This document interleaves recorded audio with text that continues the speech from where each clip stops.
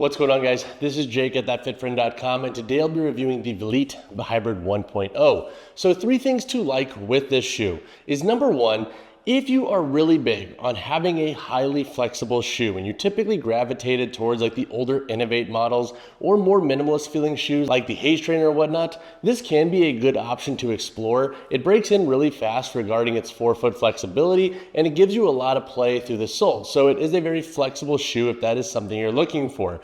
The second thing to like with this shoe is its overall stability does a pretty good job. So with this midsole here, we have a medium density EVA, and it does a really good job with overall stability. You don't have a removable insole in this shoe. You have a dual material insole, and so you kind of like sink into the footbed of this shoe, which is nice when you're lifting heavy because you get a nice level of ground feel when you're training in this model. So if you want a shoe with good stability for lifting purposes, whether that's just for strength training, CrossFit, or cross training workouts, this can be a good option to explore. And the third thing to like with this shoe is I think if you like a bit more arch support in your training shoes, this can also be a decent option to look into. We have this reinforced rubber outsole here on the medial side, and this does help give you a little bit more structure to the midfoot. So if that is something you're traditionally looking into and after with your training shoes, that can be a nice perk with this model. Now that does come with a slight drawback, and I'll talk about that in a second, but overall, this shoe has been highly flexible and it is stable enough for heavy lifting. But it does come with a few cons. Now, a few cons that I've noticed with the VELITE Hybrid 1.0 is number 1, the inconsistent sizing. So this model for me runs super long for my foot. I bought my traditional size that I normally get with other training shoes, and I have over a thumb's width length at the end of the shoe. It's almost like 1.5 thumbs lengths, so it's just a little bit too long. And we also have a pretty long toe box in this model. So that said, you might want to actually size down in this shoe, but I feel like the inconsistency with this model and just how long it took to get the pre-sale into our hands with the shoe, if you're a US buyer, that is a drawback that I'm giving the shoe, because with inconsistencies and the longer shipping rates and whatnot, it makes me a little bit worrisome when it comes to nailing your size the first time without having to do the whole return, exchange, or even just go with a different model out of the jump here. The second con that I have with this shoe is I don't necessarily love the upper materials. And I've actually talked about this with another commenter on my vlog the other day, but I find that the upper just feels kind of cheap. It doesn't have the most breathability to it. And also this TPU overlay or synthetic overlay around the toe box here, it's a little bit worrisome for me because I worry, because this upper material is a slightly slicker material here with a lot of flexion and force, is this going to start pulling away? Because I don't know if you could see this, but you can almost kind of see the synthetic here at the toe break starting to kind of lip. Now, it's not necessarily an immediate issue right now, but long-term thinking, that is something that's giving me a little bit of pause that I'm really keeping an eye on with this shoe. And with the longer toe box, I feel like that's why we're getting a lot of this break here at the forefoot. The third con that I have with this shoe is if you have flatter feet or exceptionally wide feet, I don't think you're going to necessarily resonate with this model. So with this medial sidewall here, it does have a bit of structure. So if you don't like any arch or anything pressing into your midfoot, that would definitely be something to consider with the shoe. And because we don't have a removable insole, what I've noticed is that after training in the shoe for a few weeks, I'm actually starting to leave little impressions here in this insole material. Overall, it's comfortable, but my hesitation with recommending this for every single foot anatomy is that if you're, for example, leaving interesting impressions in this insole, is that going to be annoying long term when you start feeling it to be maybe a little bit different than what you prefer, or there's no inconsistency with the actual feel of the shoe? And with the midfoot just overall, I just haven't found it to be the most comfortable shoe that I've ever worn, and I've had other commenters say something similar regarding the midfoot and how it feels in their foot, and then also with the toe box as well. So overall, the VELITE Hybrid 1.0 is a decent shoe, but there are definitely some sizing concerns that I have and long-term durability concerns that I have. But now let's talk about the performance that I've experienced with this model. All right, so to break down the performance of this shoe, I'll discuss how it does for lifting, cross-training and CrossFit, short runs, and daily wear. When it comes to lifting, I thought this shoe has done a really good job. So there are 3 things that I like with this shoe for lifting. And number 1, it revolves around the flexibility of this shoe. I enjoy that it breaks in really quickly. So if you're getting into cleans, snatches, etc., and you're trying to get explosive in the forefoot, you're gonna have the shoe feeling really mobile out of the jump, which I personally really like. Number 2, and the second thing I like, is the density of the midsole. You can train really heavy in this shoe.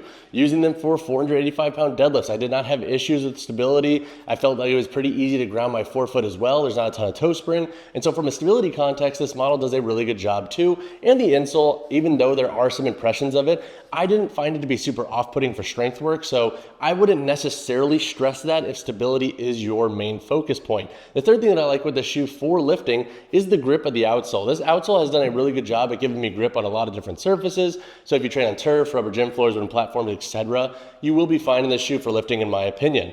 Now, circling back to the sizing concern that I have for this shoe, I think if you have an exceptionally flatter foot or an exceptionally wide foot, you might not resonate with this shoe's ability to give you space to let your arch do its thing and let your toes spread. So that would definitely be something to think about before you buy this model specifically for lifting. For cross training and CrossFit, the shoe has done a pretty good job too. Overall, when it comes to the responsiveness of the midsole, the flexibility and the grip of the shoe, it's done a good job throughout all of my tests. When getting more dynamic, it's felt pretty good. And I think if you like minimalist shoes and you like a slightly more dense midsole, you'll resonate with this model for cross training and CrossFit. And then also for like things like rope climbs, the midfoot has done a good job. So the midfoot here with the outsole overlays are not my concern with durability. Again, it's up here in the forefoot, and that's my main concern. I don't think you're gonna have an issue with toe dragging, but with the toe creasing here, if you're doing a ton of HIIT workouts or a lot of jumping, that would be my durability concern with this shoe. It's actually ironic that it's not the traditional stuff that CrossFit workouts usually break down with shoes. It's the synthetic overlay here on the lateral forefoot. When it comes to short runs, I feel like calling this shoe hybrid is a little bit extreme, especially for folks who do like a slightly more plush or responsive ride for their workouts where they're gonna be doing some running and some lifting, maybe some CrossFit cross training. For example, like one of my favorite shoes for that is the Innovate F-Fly.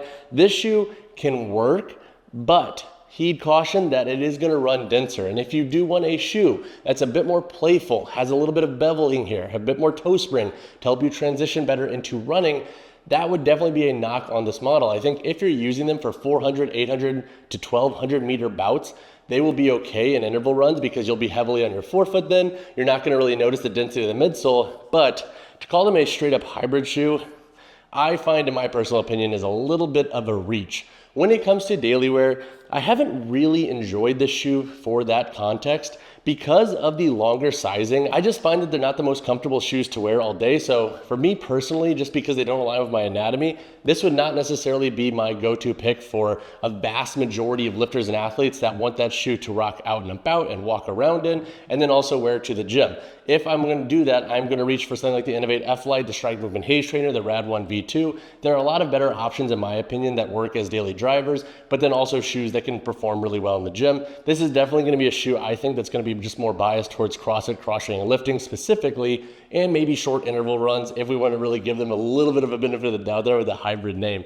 Overall though, the shoe has been okay. I think for a first pass, I would give the shoe like a C+, B- with its grade. It's not a total miss. I think it will work really well for certain foot anatomies and for certain lifters, but it's not necessarily a shoe like the Rad 1 V1 that I think, you know, really came out swinging regarding a very strong performance, a very strong construction.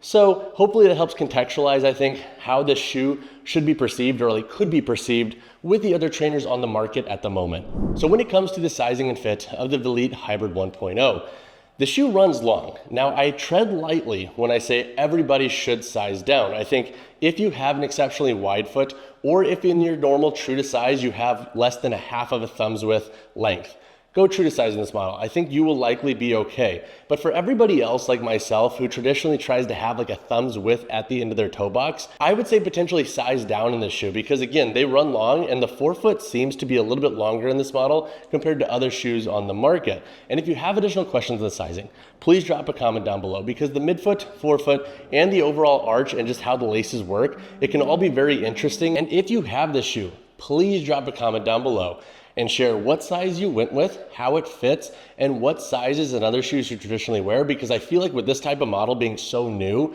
aggregating a bunch of different lifters and athletes' data points here and how they've internalized the fit of the shoe is gonna be our best call to get everybody into better fitting models.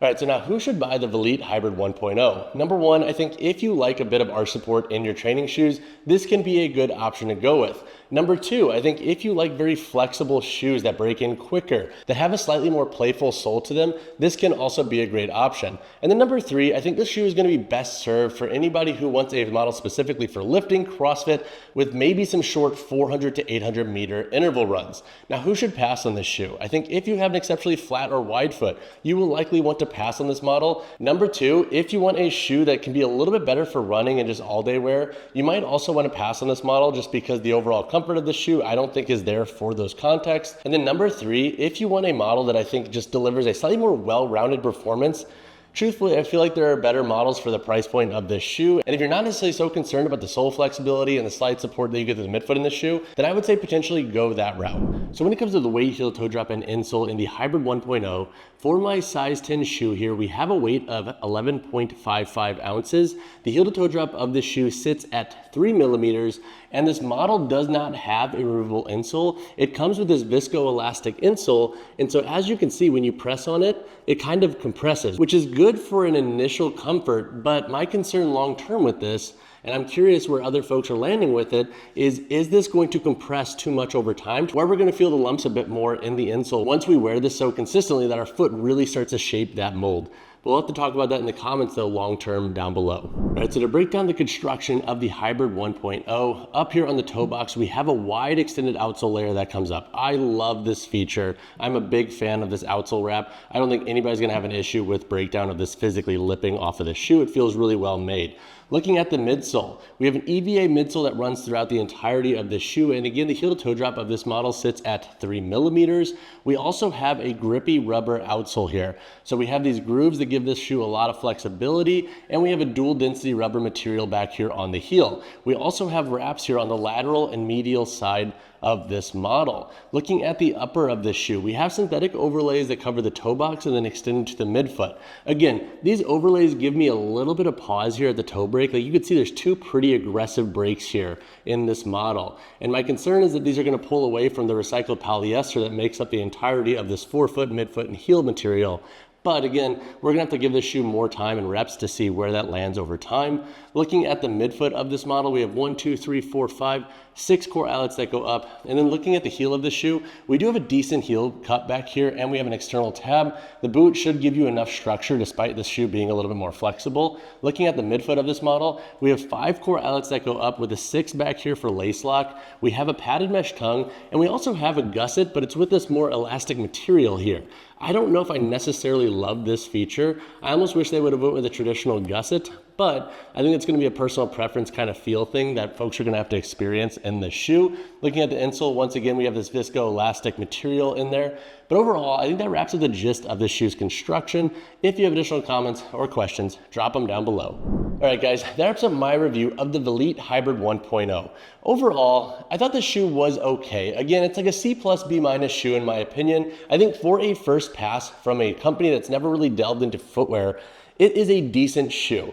Is it going to be the best shoe on the market for everybody? Not necessarily, but I do think there are certain people that this will work for. And again, because this is their first pass, I am a little bit cautious here to say this model is outright not going to work for everybody because I feel like that'd be ludicrous. And also, I give VELITE a little bit of a benefit of the doubt here because they are only going to improve, hopefully, on the feedback that they get from this first shoe. The better feedback we can give them, whether it's critical or overly positive, it's going to make for better products down the road. If you have additional questions on the Hybrid 1.0, drop a comment down below or reach out to me personally, whichever you prefer. And as always, y'all, drop a like on the video, drop subscribe to the channel. I will see you guys in the next one.